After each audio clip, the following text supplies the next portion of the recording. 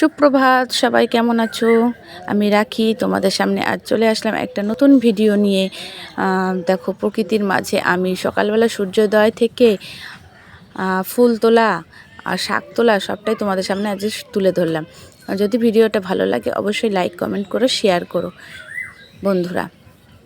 দেখো, মাঠে দিয়ে নিজের হাতে ফুল তোলাটা একটা কিন্তু অন্যরকম অনুভূতি। যাই হোক, প্রতিদিন যেটুকু হোক ফুল তুলি বাড়ির কাছে, আর এটা মাঠে লাগানো ফুল তুলছি, এত ভালো লাগছে না, মনে হচ্ছে সারাদিন তুলি। কিন্তু এই রোদের মধ্যে মনে হচ্ছিল না, এত রোদ্দুরের তাপ বলার মতন না। তাও আমি কটা তুলেছি। সেদিন আরও ননদের ফুল তোলা ছিল, তো ওদের তোলা হয়ে গেছিলো, তারপর আমি কটা তুললাম বাড়িতে নিয়ে আসার জন্য। প্রচুর ফুল হয়েছে। আমি তো একটা ক্ষেতের থেকে তুলেছি, আরও ওই পাশে জমি আছে, সেখান থেকে আমি সবটা দেখাতে পারলাম না, সেখানে আমি যাইনি ওই জমিটাতে। যাই হোক, একটা জমি থেকে আমি ফুল তুলেছি, সেটাই তোমাদের সাথে শেয়ার করলাম। আর ক্যামেরাম্যান কিন্তু আমি নিজেই, তাই অত ভালো করে আমি নিতে পারছি না। তারপর চলে গেলাম,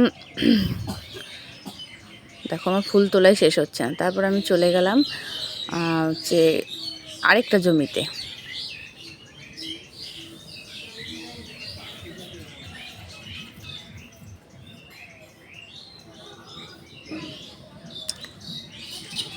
দেখো, এই বালতির ফুলকটা কিন্তু আমি নিজে তুলেছি।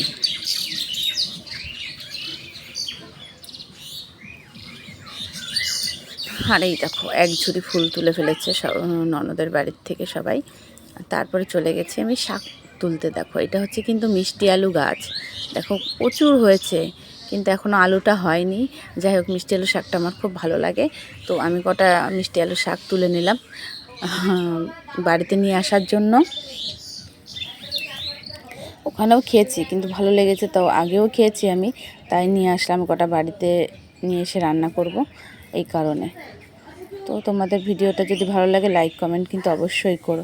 টাটা, সবাই ভালো থেকো, সুস্থ থেকো।